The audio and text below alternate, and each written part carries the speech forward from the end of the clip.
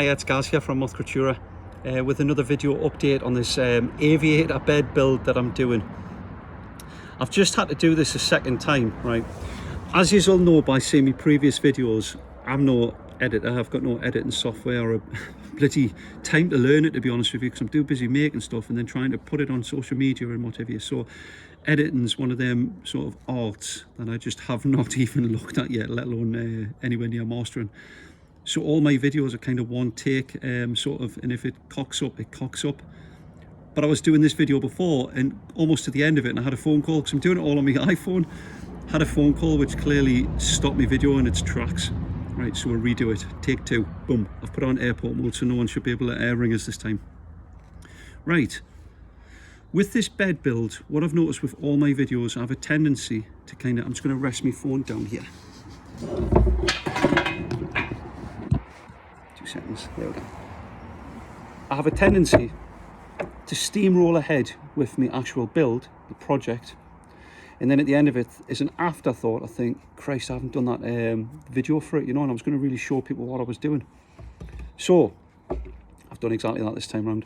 The last videos you would have had for the bed was the headboard and the footboard, and I believe the headboard was trimmed with leather, but it didn't have any of the metal cladding on. Then there was a little chat about the sort of metal work, what I was doing, but I didn't really go into detail with it, you know, and I didn't show you me riveting it or nothing, you know. So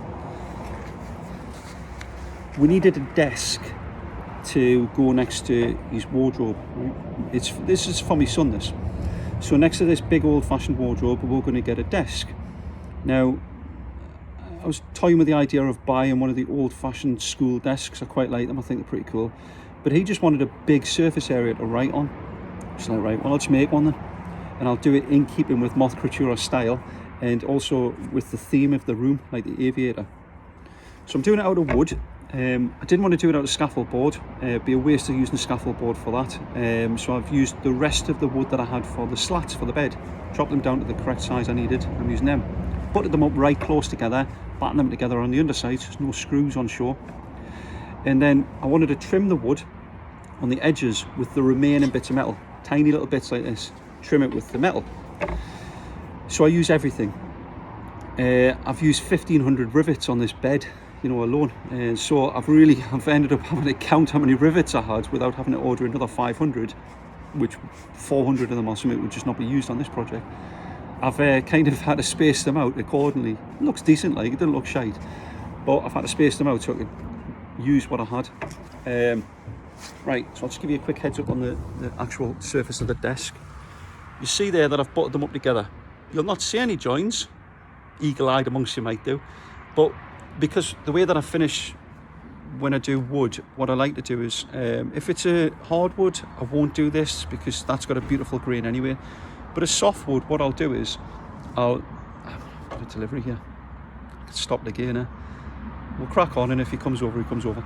But what I do with the softwoods is, once I've sanded it, got it to the smoothness that I want, and we're not talking shiny smooth, just get it nice and even. So I use my belt sander once I buttered these all up, got it nice and flat so it's all true.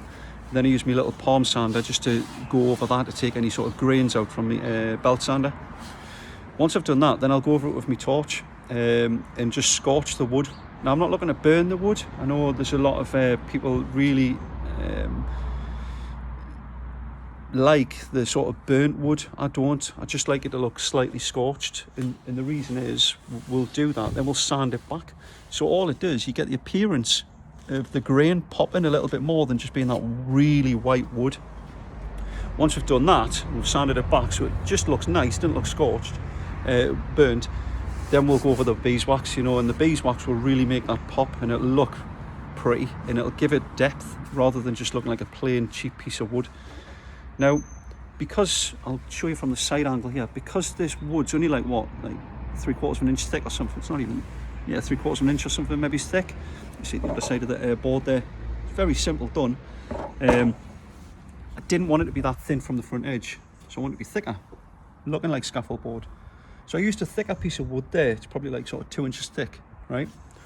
Same piece of board, but I just chopped it, and then I've like butted that up to the front. It's all glued with wood glue, and then it's all screwed into place with battens holding it into place, right? screws on the reverser there holding that in. Just didn't want any screws on the front or the upside of the wood. I wanted it to look like one piece of wood.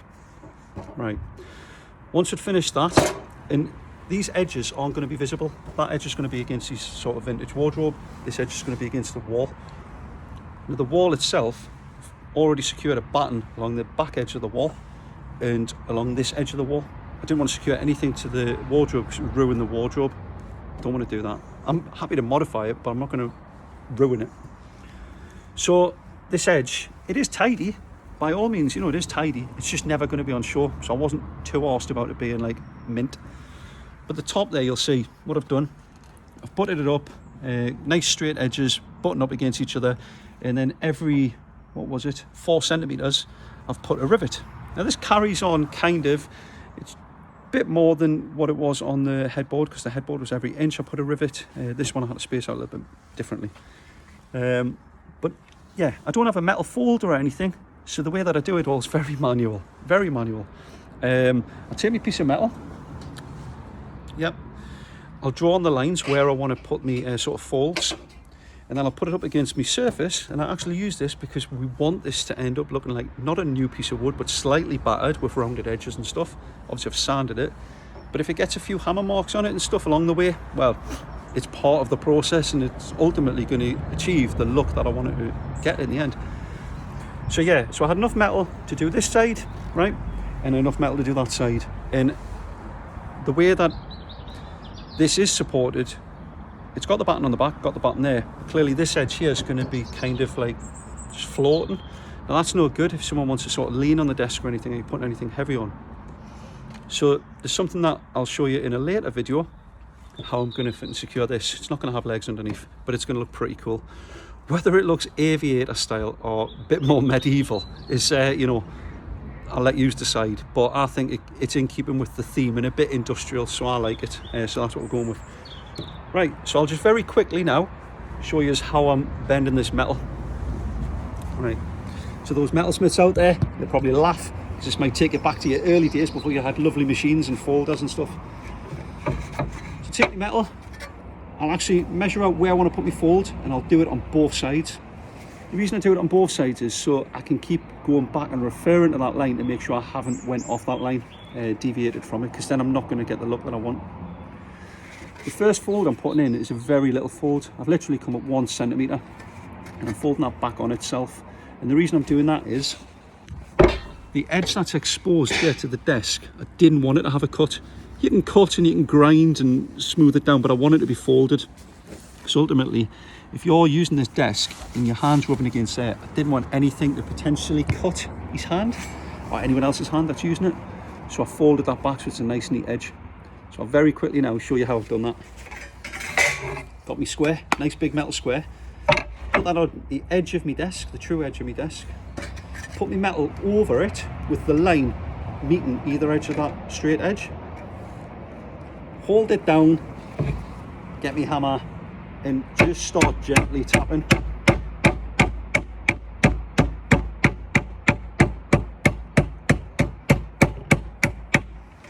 Just start gently tapping. Now clearly I'd already started this one before I showed you, but now you'll see that I've got an edge there, and it's pretty much central to that line that I've drawn. Once I've got it at that sort of angle, I turn it back on itself, get me square. Like I say, I've drawn the line on the underside as well. Put that over the top of it, marry that up to the line, hold it down and just repeat the process, but this time instead of like sort of bashing down, I'm kind of bashing up.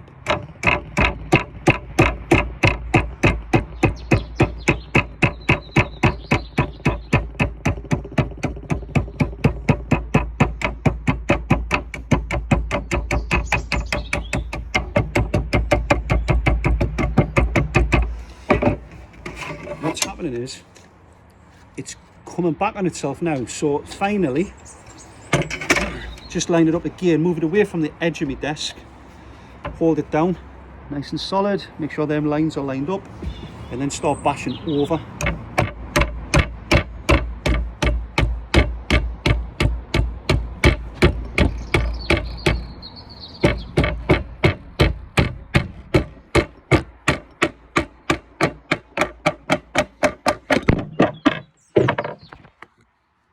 I nearly lost you.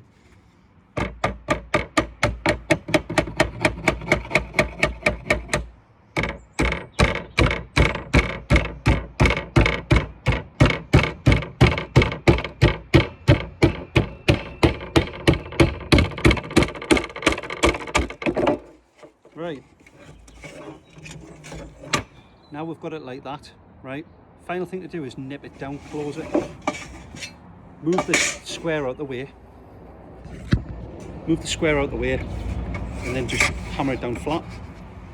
And this is where we've got to trust that we've got our lines, or folds on our lines, because this is where it could go a bit tongue. This time we are just going straight down on it.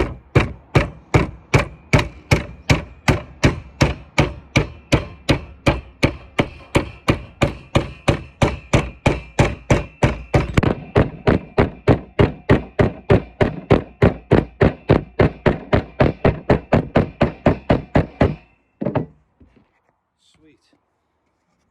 Now we've got it like that. Barely see the fold, but what we've actually got is a nice folded edge. And when you look at where my line is, it's like, what? That's pretty decent, that. I'm happy with that. So what we'll do, we'll put this in place. Right, where we want it, with the folded edge over it. Obviously it's going to come over here. Then what I'll do is like I've done on this side, work out where I want my folds, and then I'll secure it in place with a couple of rivets, which means I've got to drill through the metal and the wood, put my rivet in. We'll cover this in a later one, and that'll hold it in place while I put my folds in around the edge, so I can contour around the edge of the desk. Right, take this off. Excuse me. So that's how I do the metal work on this. Very crude, very basic, but actually the effect is pretty decent, like, you know, and like you'll see on the headboard, I'll do a video at the end of this project, and we'll actually be in Little Legs' room, and I'll show you it in its completion. I've already put some photos up on the Instagram and on Facebook, like on the story. I've had some questions about the bed. I think people didn't believe I'd made this bed, or they maybe think I'd covered it, bought a bed. As you've seen on the videos, I've made this bed from scratch. It's solid, it's fucking bombers, and it looks mint.